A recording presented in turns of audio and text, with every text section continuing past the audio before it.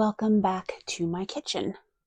Today we are going to be doing something super simple but super essential to any baker's kitchen, and that is pie crust.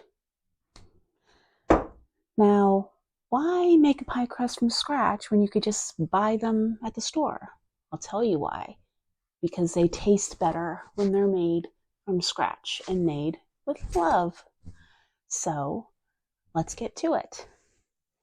First, you're going to take 2.5 cups of all-purpose flour. And to that, you are going to add a stick of chilled butter that has been cut into cubes. I should preface all of this by saying be sure, before you start this, to take off any rings and to make sure that your hands are clean. Next, you're going to add 3/4 cup of shortening. You can use Crisco. I use the ones that come in the sticks. It makes it easier to measure out that way, and they have ones that are butter flavored, so it makes the crust that's already super buttery, makes it even more buttery. So, yum, yum, yum, yum. Now, this is my go-to pie crust. And yeah, I love it. It yields 2 crusts. So if you're making a pie that requires 2 crusts, you're golden.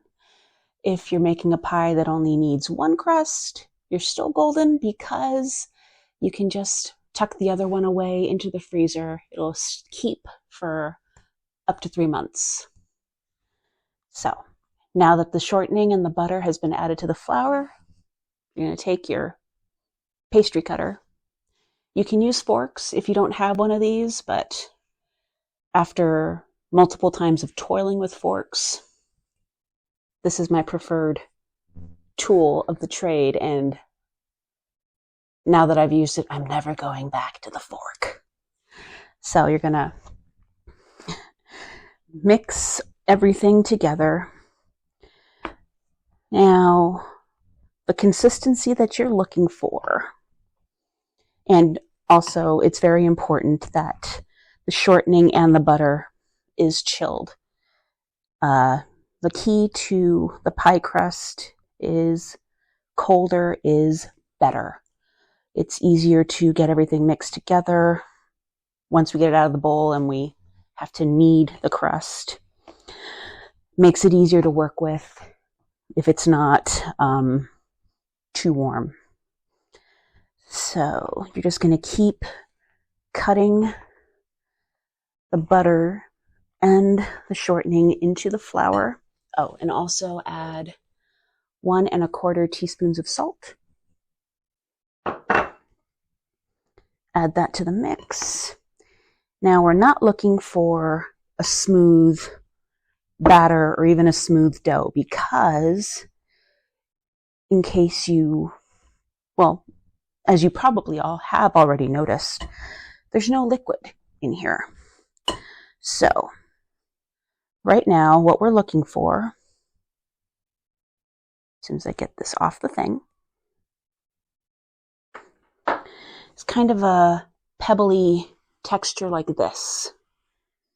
That lets you know that the flour and the fats are mixed as well as they can be for the current moment. And then what you need to do is take ice water. Now what I've done is I put in a cup of water and added a cup of ice cubes to make sure that it's super, super cold. Again, cold is your friend when working with pie crust. What you want to do is measure out 1/2 cup of that ice water. Add it to the mix. Now, don't let that ice water go too far away because you might need it later. And then what you're going to do is mix in the water with the flour mixture. And like I said, you might need to add more water. And when you do that, because we're trying to make a cohesive dough, what you're going to want to do is to add the water 1 tablespoon at a time. You don't want to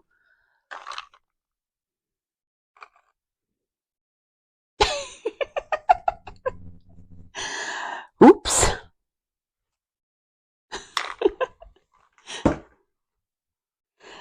Kitchen follies and mishaps, where would we be without them?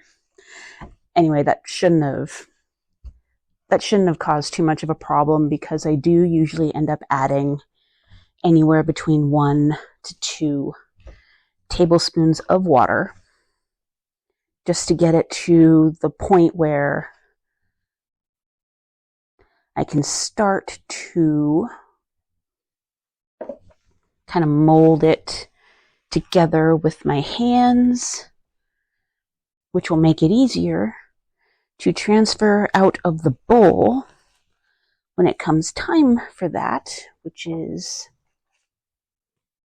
as she checks her imaginary watch right now, you're going to add flour to a cutting board or to your countertop if it's nice and clean. Give it a nice floured surface.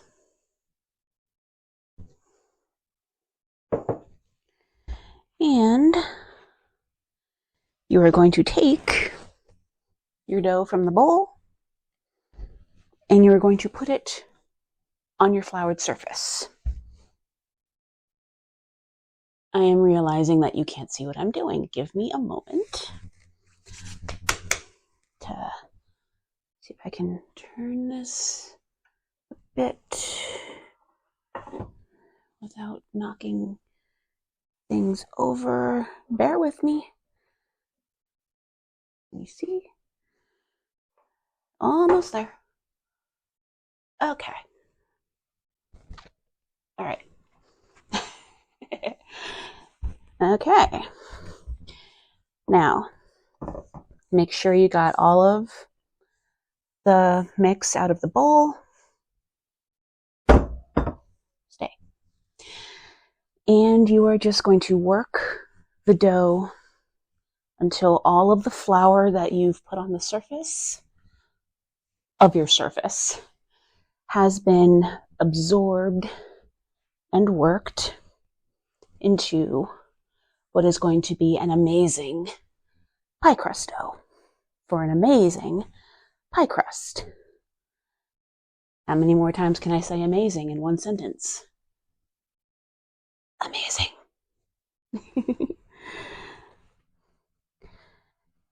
Now, like I said, this recipe is super simple. It comes together relatively quickly. The only part about it that's time consuming, if you even want to call it that, is the resting period. Because once you have gotten it to the point where all of the flour has been incorporated into the dough,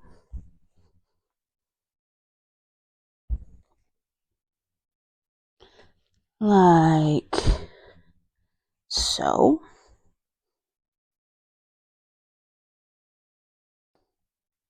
you're going to cut it in half.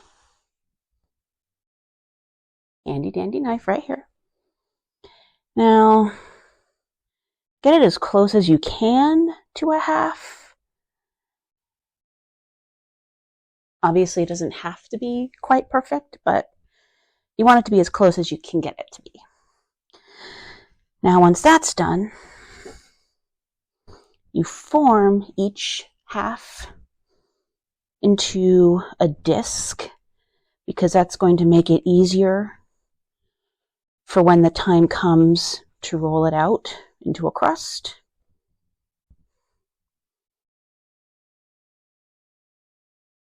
Like so.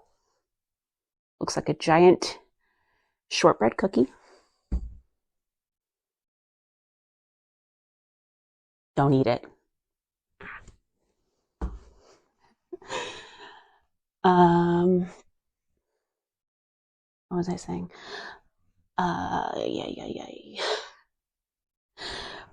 Getting it into the disc will make it easier to roll out into the pie shape once you're ready for that. And dividing it into 2 pieces like this will give you 2 crusts, as I said before. And you can use them both, or you can choose to use one and save the other one for the next day you need or want to make a pie. Now, once you've gotten them looking like a giant shortbread cookie,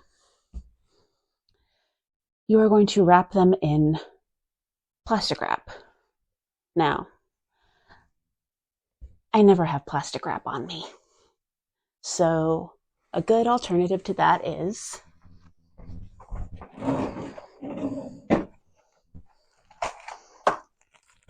sandwich bags.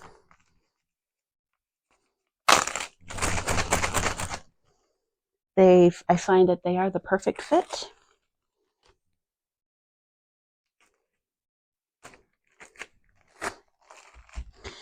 They are the perfect size for a pie crust. And they will keep them nice and safe until you're ready to use them. Now, remember what I said earlier when I said that with pie crust, cold is your best friend? That part is going to come into play right now. Before you use these, you need to stick them in the fridge for at least 2 hours. 2 hours at the very minimum. Any less than that, or even if you tried to work with them at room temperature, it is going to fall apart. It is not going to be a good crust. So keep them cold. Minimum of 2 hours before use. It's actually even better if you make them the day before you're going to need to use them. And once you're ready to use it, you just bake it according to whatever recipe you happen to be using it for. It's good for a sweet pie, a fruit pie, a custard pie. It's wonderful for the pumpkin pie. It's also particularly decadent with chicken pot pie. Oh my gosh, it is an absolute poem. And now, I had a thought. Okay, found my train of thought. If you're going to be freezing them, like if you need them, but just not right now, you're going to need them for a few months down the road. If you're like me and you like to prep ahead of time for the holidays, I mean, if there's ever a time for pie, it would be Thanksgiving or Christmas or Hanukkah or whatever it is you celebrate. Even a birthday.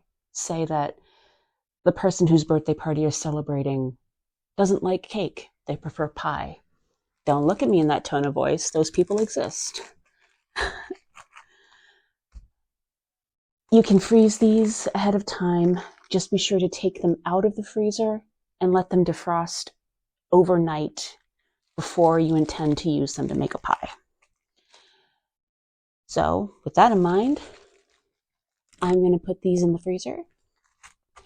And I hope you enjoyed this quick little video as I try to get back into the swing of things.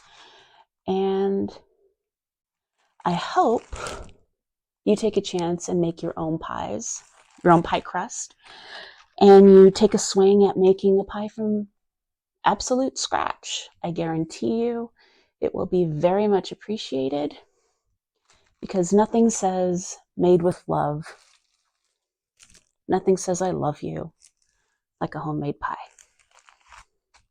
with a delectably buttery crust. And that is it for now. Thank you so much for tuning in.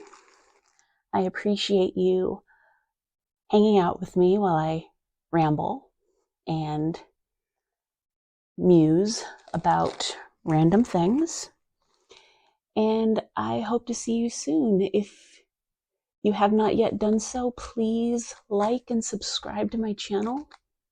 If you're feeling especially generous, maybe consider subscribing to my Patreon. Thank you so much for coming, and I will see you next time. Bye-bye.